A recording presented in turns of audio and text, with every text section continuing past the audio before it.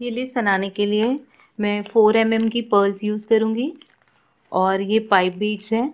अगर pipe beads आपके पास इससे भी छोटी है तो पर्ल्स भी छोटी लेंगे आप। और ये रिंग्स यूज़ करूँगी। अगर ऐसे रिंग्स नहीं अवेलेबल है तो आप सीक्वेंस को भी लगा सकते हैं, एक सीक्वेंस लगा सकते हैं और उसके ऊपर पर्ल लगा सकते हैं, या तो इस तरह की प्लास्टिक रिंग भी यूज़ कर सकते हैं। और इसे अटैच करने के लिए मैं छोटी सीड बीड यूज़ करूँगी और कॉटन थ्रेड और निडल जो सेम कलर की हो वो यूज़ करेंगे। तो बनाना शुरू करें।